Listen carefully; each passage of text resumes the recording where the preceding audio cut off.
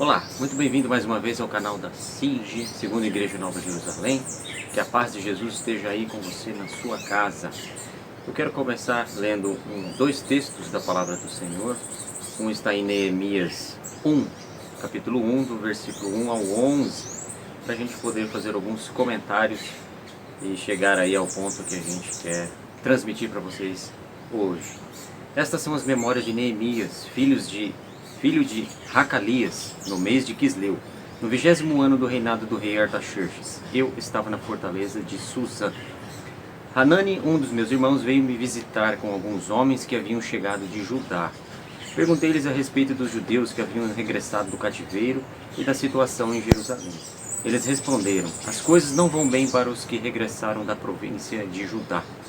Eles estão passando por dificuldades e humilhações. O muro de Jerusalém foi derrubado e suas portas foram destruídas pelo fogo. Quando ouvi isso, sentei-me e chorei. Durante alguns dias lamentei, jejuei e orei ao Deus do céu. Então disse: ó Senhor, Deus dos céus, Deus grande e temível, que guardas a tua aliança de amor leal para com os que amam e obedecem os teus mandamentos. Ouve minha oração. Olha do alto e vê que oro noite e dia por teu povo, Israel. Confesso que temos pecado contra ti. Sim, minha própria família e eu temos pecado. Temos pecado terrivelmente contra ti. Não temos obedecido os teus mandamentos, decretos e estatutos que deste por meio do seu servo Moisés. Por favor, lembre-te do que tu dissestes a teu servo Moisés. Se forem infiéis a mim, eu os dispersarei entre as nações. Mas, se voltarem para mim e obedecerem os meus mandamentos e viverem de acordo com eles, então, mesmo que estejam exilados nos confins da terra, eu os reunirei e os trarei de volta ao lugar que escolhi para estabelecer meu nome.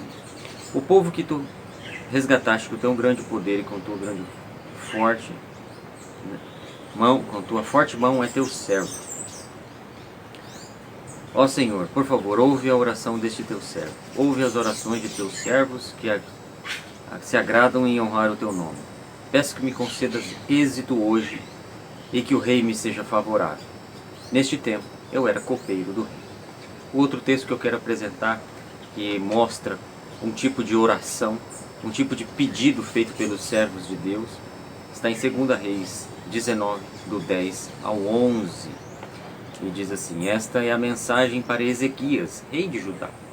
Não deixe que seu Deus, em que você confia, que o engane com promessas de que Jerusalém não será conquistada pelo rei da Assíria.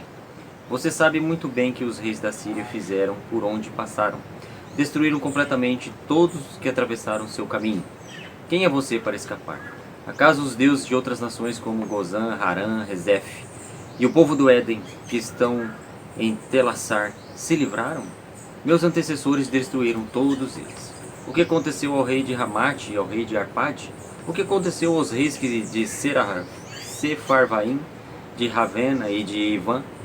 Depois que Ezequias recebeu a carta dos mensageiros de Aleu, subiu ao templo do Senhor e a estendeu diante do Senhor. Então Ezequias fez esta oração para o Senhor: ó Senhor, Deus de Israel, que estás entronizado entre os querubins, só tu és Deus de todos os reinos da terra. Sim, tu criastes os céus e a terra. Inclina os teus ouvidos ao Senhor e ouve. Abre os teus olhos ao Senhor e vê.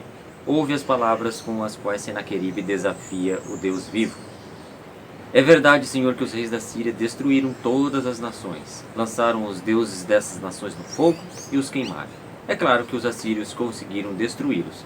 Não eram deuses de verdade, mas apenas ídolos de madeira e pedra moldados por mãos humanas. Agora, Senhor nosso Deus, salva-nos do poder desse rei. Então todos os reinos da terra saberão que somente tu, ó Senhor, és Deus. Estes são os dois textos que eu queria ler, que trazem aí duas orações de servos do Senhor que estavam aí em momentos de angústia, de guerra, sendo aí oprimidos. Então eles fizeram estas orações. Imagine-se você na posição de Neemias, apenas um copeiro do rei. Imagine-se você também na posição de Ezequias, que era um rei. Os dois em momentos de angústia, de necessidade. Será que fez alguma diferença esta posição social deles, de um ser copeiro e de outro ser rei, para que Deus ouvisse a oração deles? Será que fez alguma diferença? Penso que não, porque Deus ouve as nossas orações, independentemente da sua posição social. Deus não se importa se você é o rei ou se você é o copeiro do rei. Ele te escuta e pode desenvolver em você um plano maravilhoso.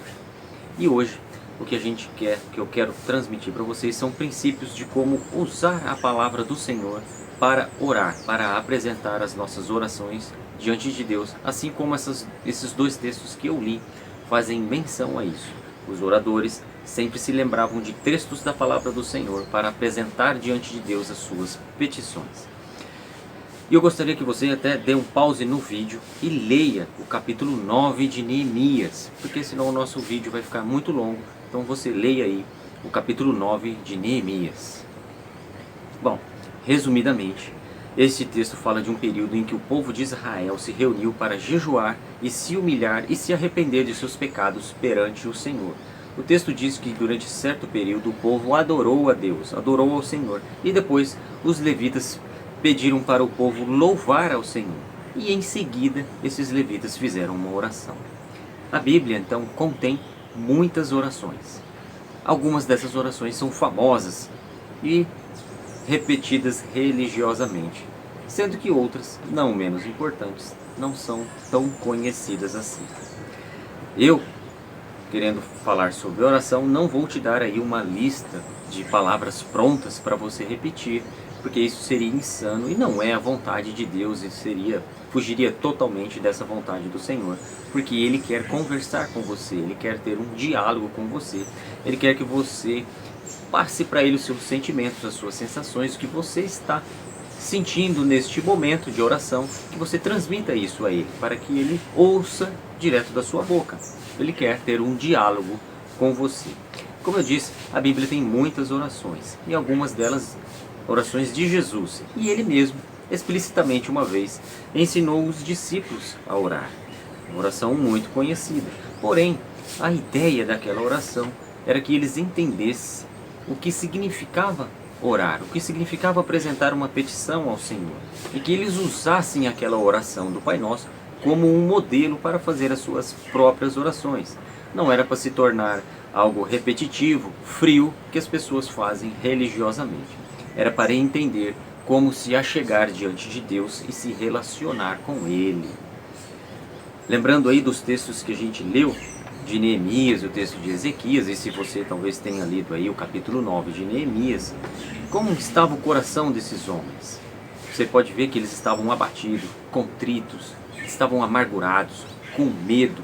Eles iriam, no caso de Ezequias, eles seriam aí invadidos e numa tentativa de dominação.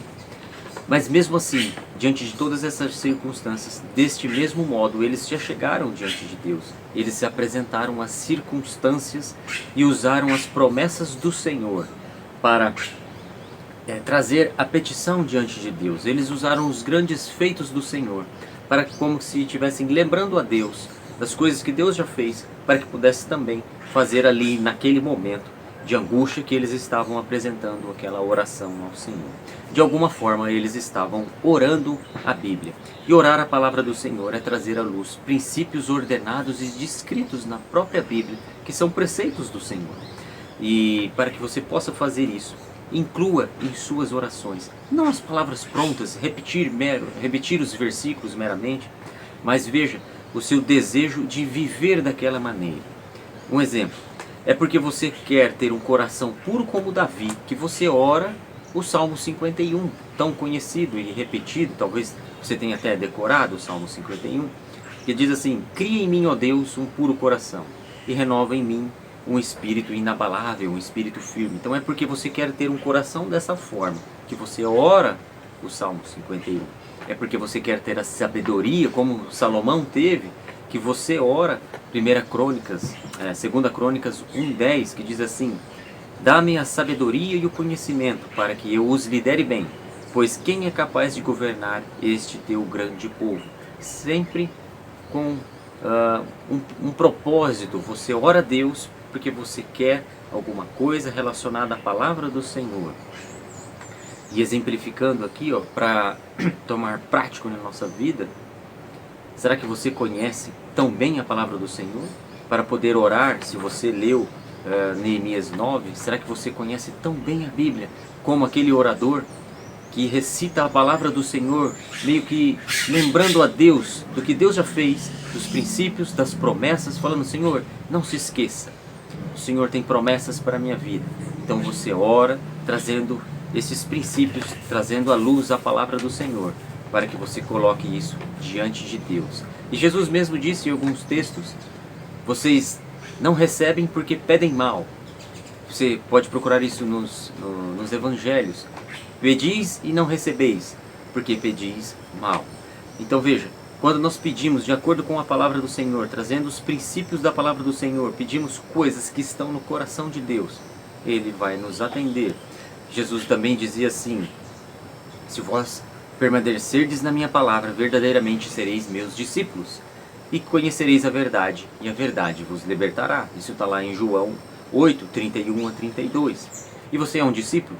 Nós temos conversado nas semanas anteriores de sermos discípulos, de sermos imitadores de Jesus. Você é ou não é? É sim ou não? Não tem meio termo. Nas palavras de Jesus, ele diz assim, em Mateus 5,37: quando disserem sim, seja de fato sim.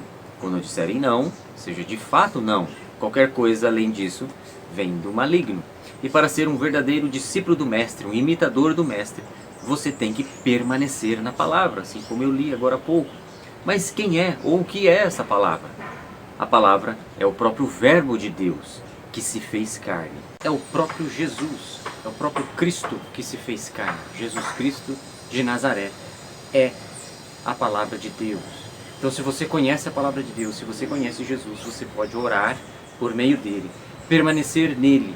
E para permanecer nele, você precisa conhecê-lo. E para conhecê-lo, você precisa meditar na palavra do Senhor. E isso exige esforço diário.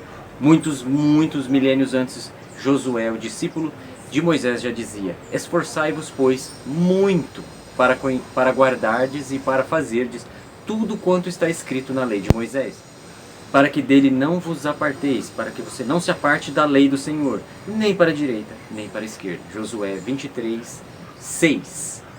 Era isso que eu queria comentar com vocês hoje. Fique com Deus e que você possa permanecer no Senhor e fazer as suas orações de acordo com a palavra do Senhor. Fique com Deus e até a próxima quarta-feira.